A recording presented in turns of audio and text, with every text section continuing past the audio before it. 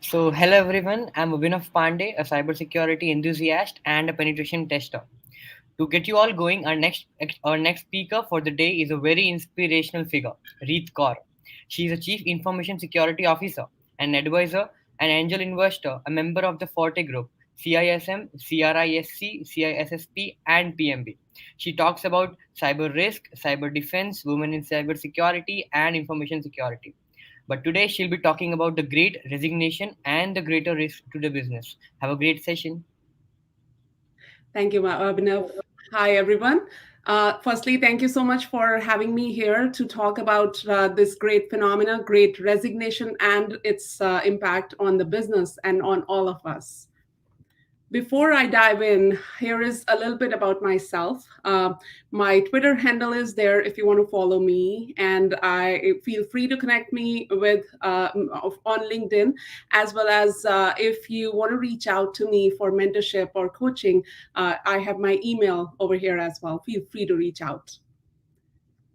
Work experience wise, I have been in IT, program management, corporate finance, and information security for more than 20 years.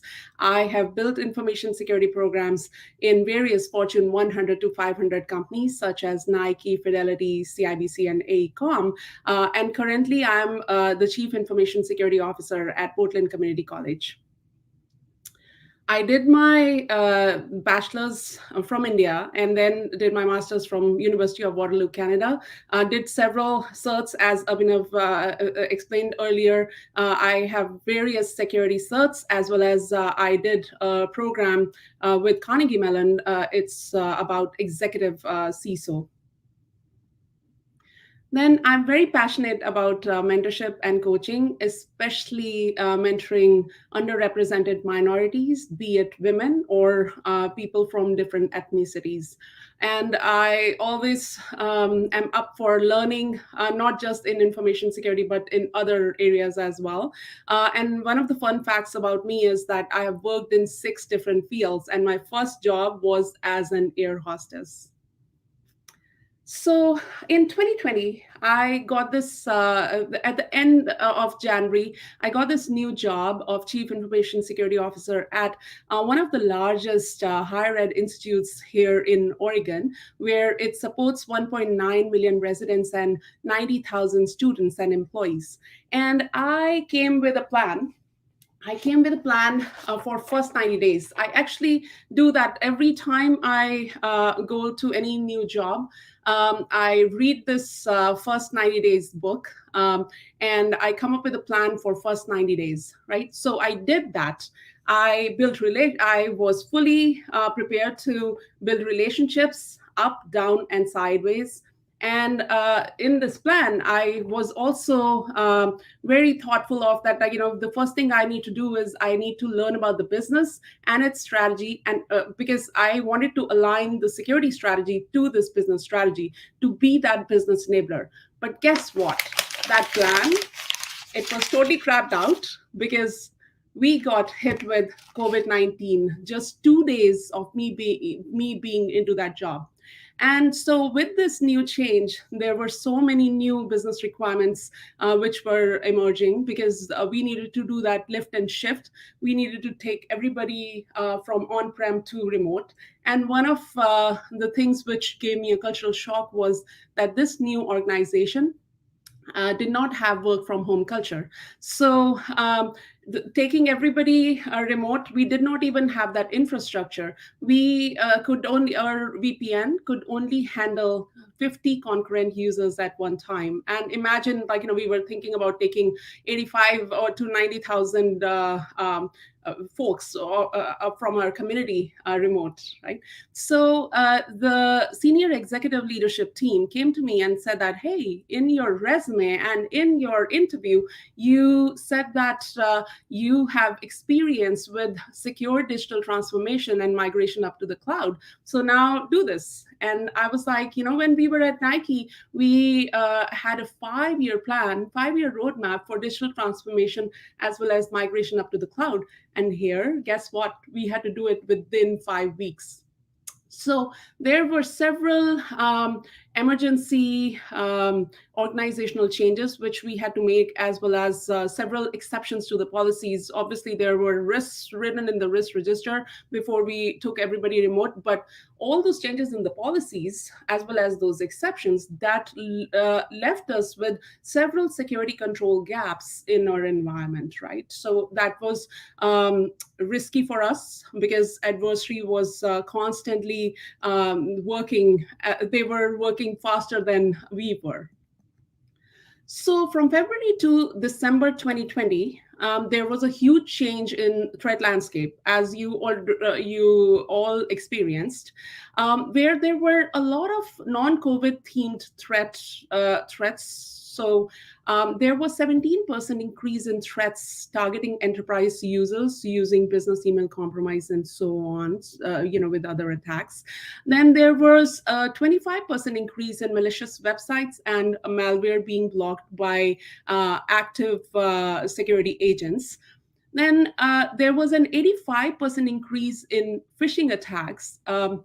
Which were targeting the remote enterprise users, right? So if we think about it, when we moved everybody remote earlier, prior to getting into this COVID situation, we were protecting that perimeter of our network, right? Now that perimeter was spread all across in different areas in people's homes. So we did not even have full visibility to the endpoints. So that's why you see this increase in phishing attempts. And this is across our different organizations, right, globally. Then there were several COVID themed attacks as well, which were coming through, and they went off through the roof, right? So there was a 30,000% increase in phishing website and malware targeting remote users with COVID themed attacks. And while we were going through all this, we were also dealing with ransomware attacks. And one of the issues which was happening was that people, when they were thinking about resiliency, they were storing their backups on the same network. So, because of that, when the hacker got access to their network, those backups were also encrypted. So there was a huge impact. And now our team, as well as rest of the teams across the globe, they were working around the clock, right? So now we were getting close to December, and we thought that we had figured out a lot of stuff where we were constantly engaging with our end user, and we were training them on these phishing attacks, and putting controls in place and doing whatnot. But we thought December is coming, we are going to be enjoying our Christmas. But instead of Christmas, instead of Santa, we got this gift of SolarWinds, right? So SolarWinds was a supply chain attack which targeted 18,000 different organizations. The attackers, they hacked SolarWinds, which is an application used for network performance monitoring. So they attacked them, and then they included a malicious code in one of their software updates. And now all these different organizations, when they were ready to update, when they updated their environment with this for this application, they were all impacted with this attack. So now teams were, again, they did not get to take rest. They were working around the clock and patching these particular vulnerabilities, as well as checking for indicators of attacks or compromise. So this is what led to the burnout in many teams, and this is what led to all the resignations which we started seeing.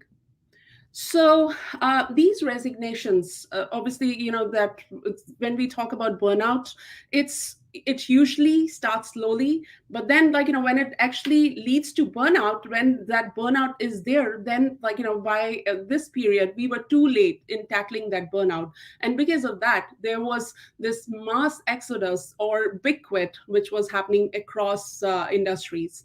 So with pandemic and loss of different people's their relatives or friends, this new perspective was kicking in, where they were taking a step back and thinking whether this is all what they are working on, whether that is worth it or not.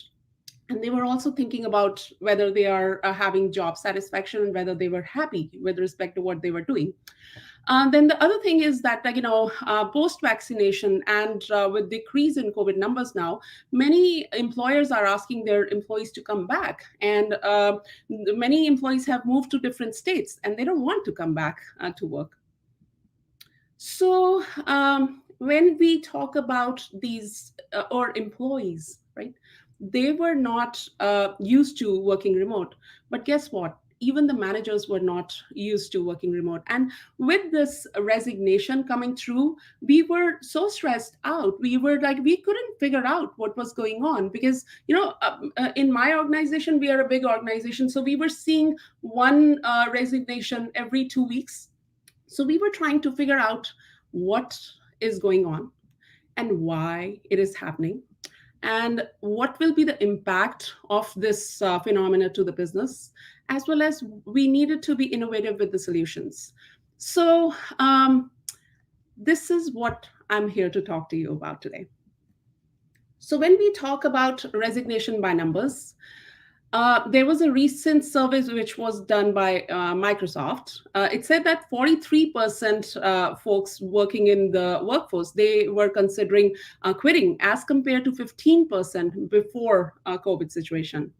Then 4.2 million job quits happened in August 2021. By the way, yesterday there was another number floating about September quits, and it was 4.4. So what I'm talking about is that these numbers, like, there is a cascading effect and it's constantly increasing. So when we talk about, the total US force, it's like 2.5% of US force, which is huge.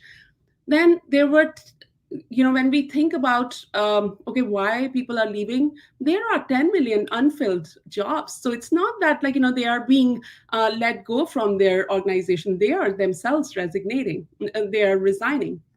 So then there are 66 million job changes which happened within the span of 1 year. There were 72 million hires and 66 million separations, yielding to a job growth of 6 million, right?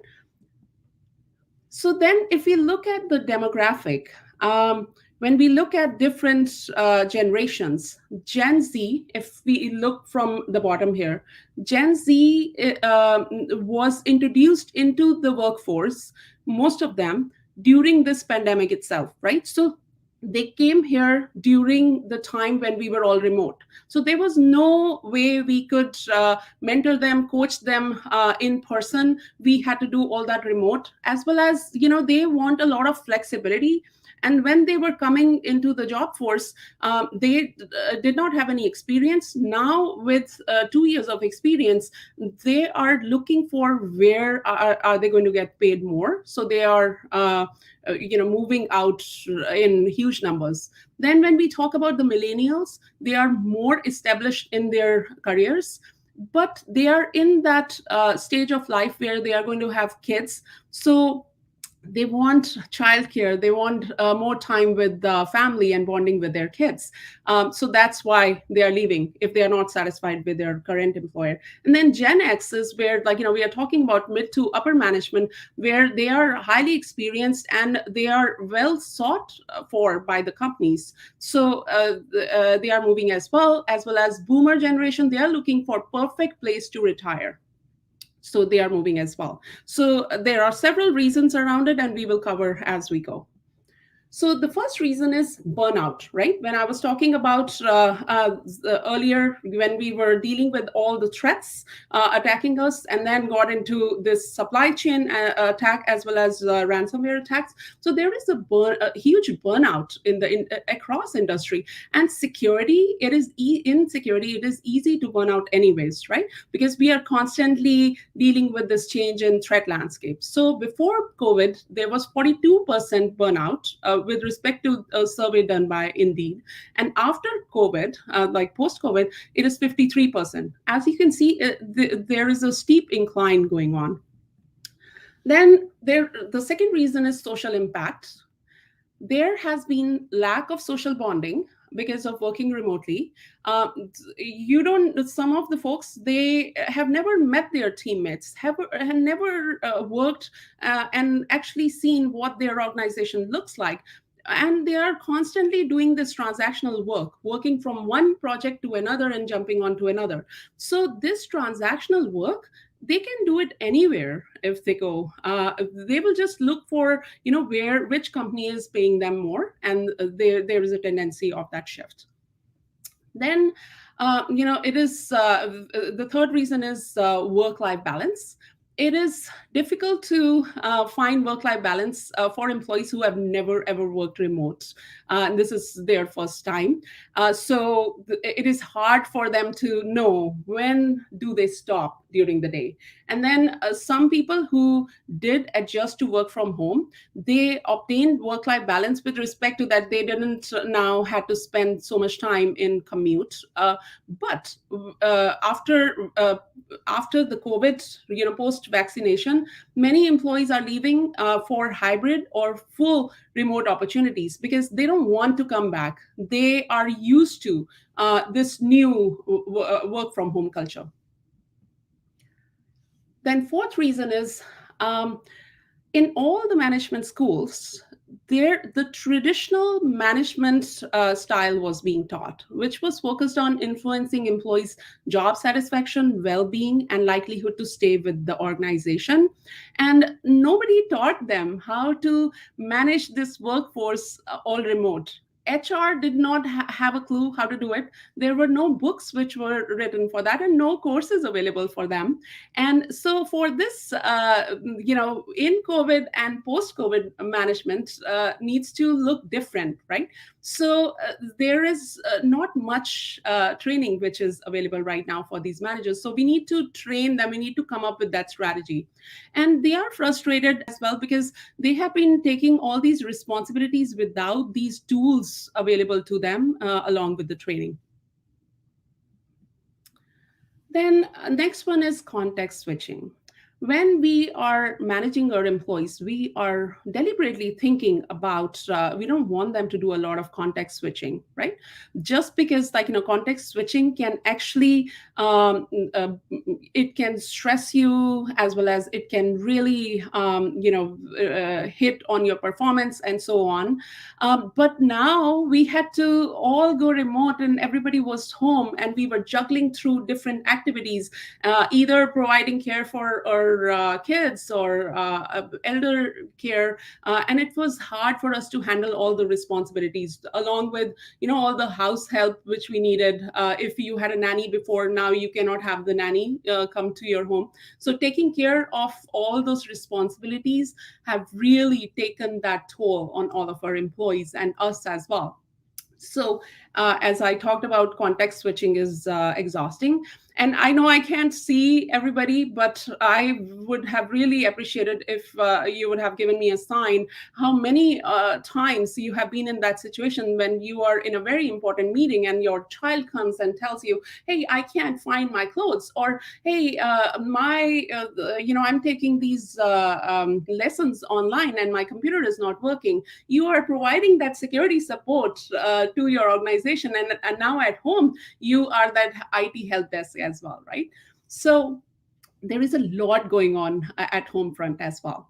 And when we talk about mothers, I think this is very important to call out because for the past 25 to 30 years, all across the globe, especially in US, right? I'm in US right now, and there has been a tremendous work done to get all these moms to come back to the workforce so that they can start working. But guess what? With this COVID situation, I think we have gone backwards with respect to all the effort which was put in earlier.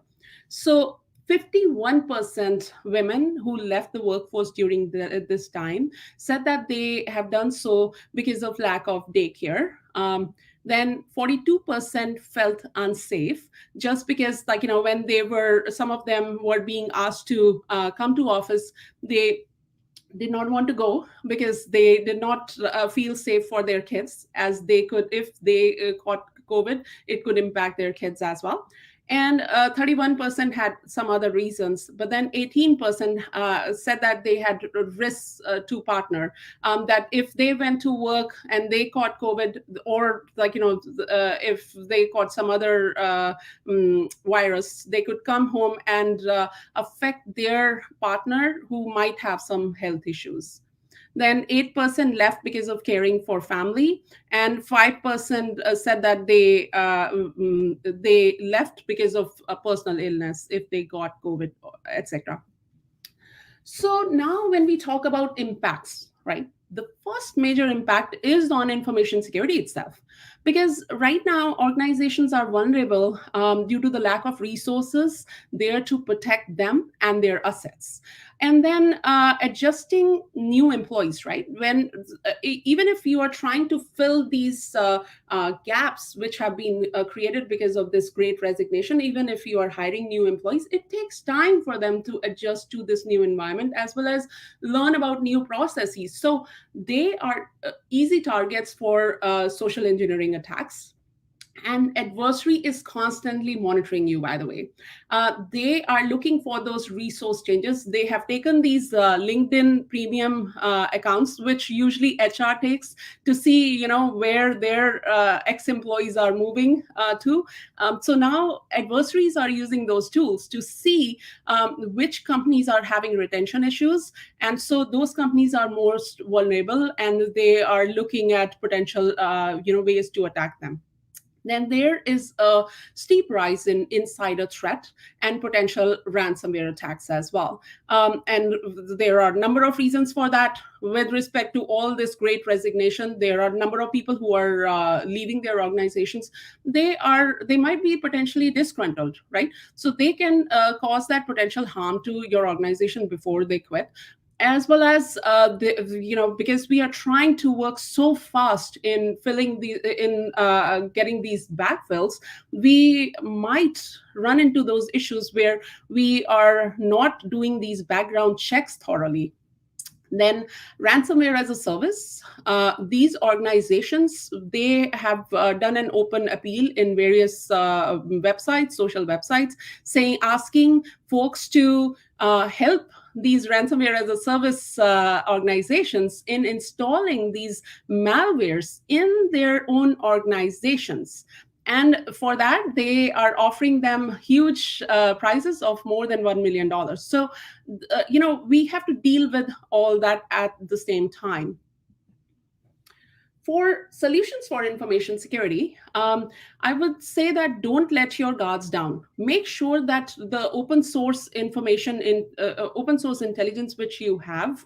So, for example, even when you post a job on LinkedIn or Indeed, make sure that you are not providing a lot of information about your environment, because if you are providing a lot of information, now the adversary knows how to attack you, right? They can look for vulnerabilities related to those systems which you have provided information about in these job postings.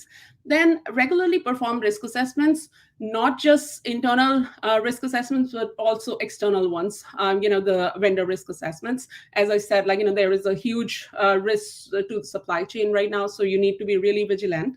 Then update your security strategy for remote operations.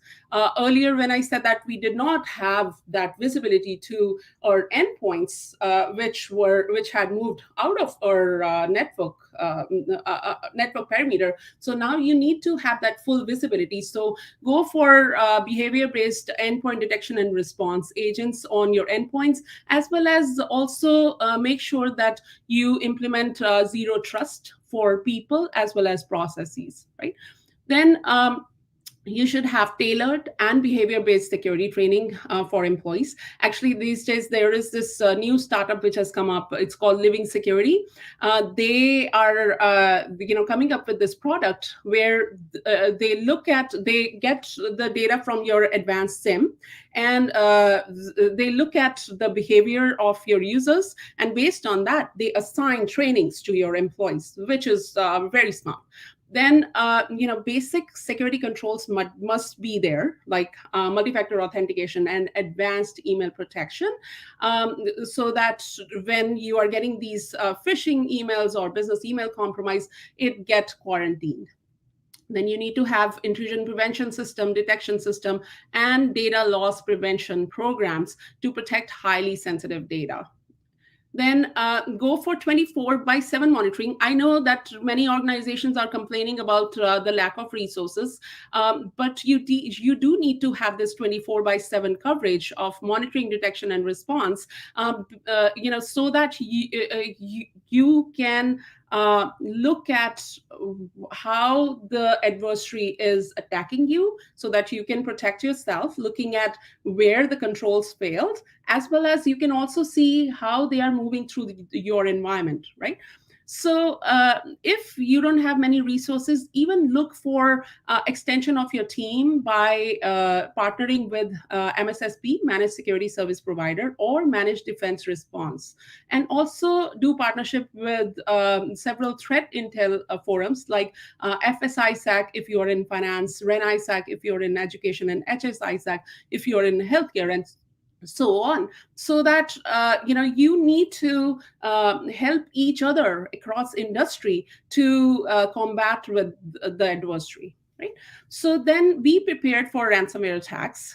You need to think about business resiliency constantly, and especially because these ransomware attacks are on the rise. So you need to make sure that the backups which you have, either they are offline from your network, or they are air gapped from your network, right? So you need to think about that. And it's not just about your data backups, but also your Active Directory. So then the impact is one of the impacts is team diversity, right? So before the pandemic, many organizations, their marketing agenda was focused on going for this diversity and inclusion in their programs. And now the diversity and inclusion is the last thing on people's mind.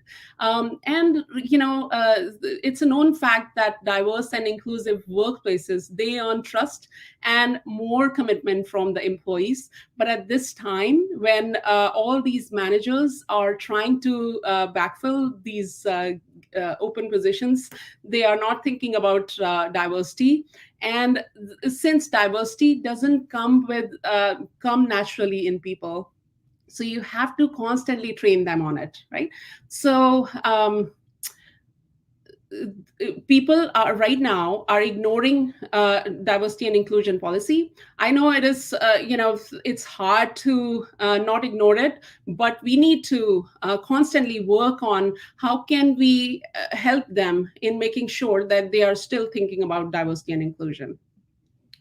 So some of the ideas which I have is, I know that many organizations have hired chief diversity officers just to make sure that there is proper governance around this program. And that is one of the suggestions that folks should think about it, as well as, we should drive this program by coming up with KPIs and KRIs, and coming up with those thresholds. That is like, okay, we need to have 40% diversity in our workforce.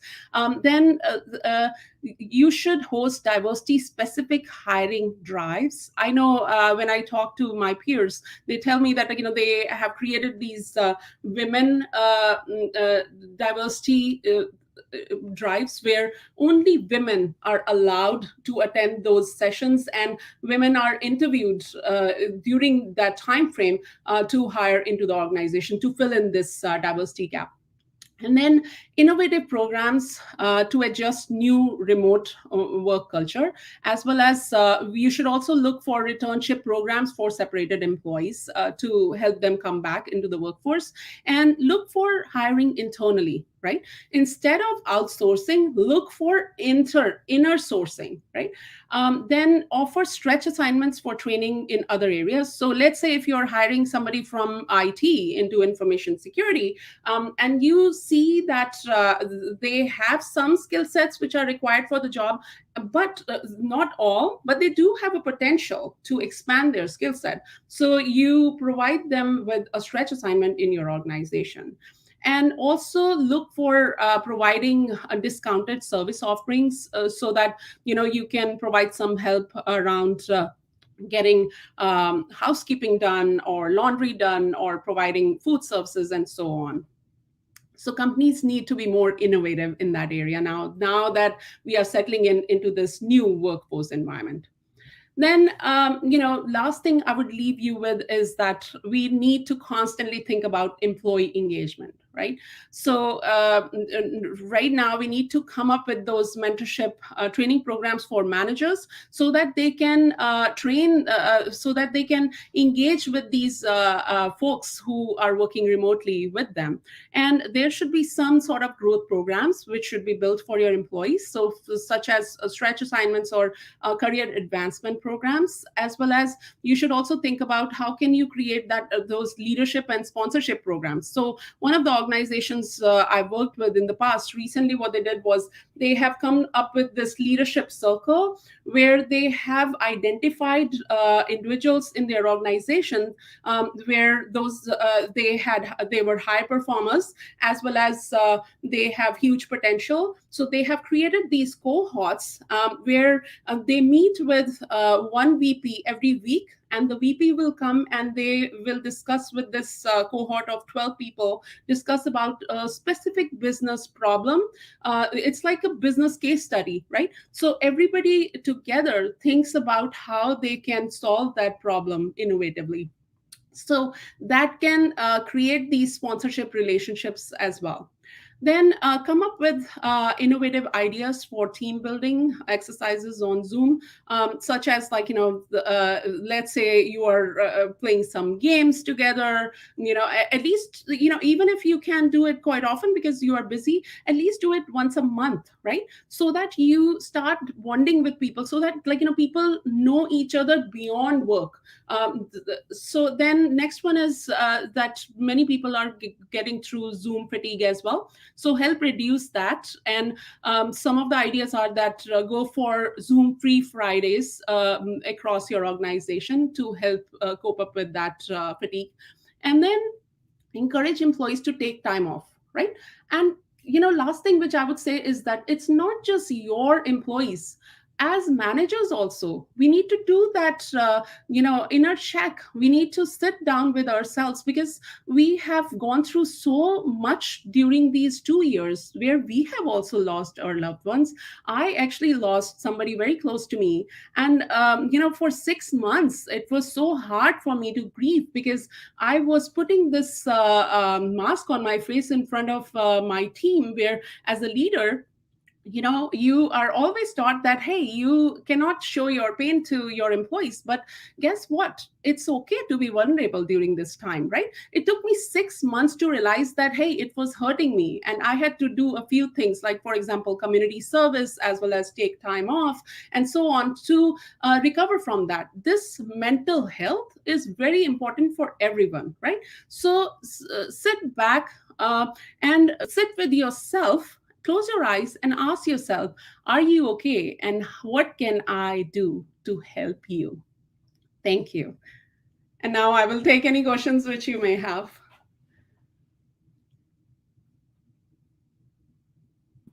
Yes, ma'am. Surely we'll wait for the questions if we have any.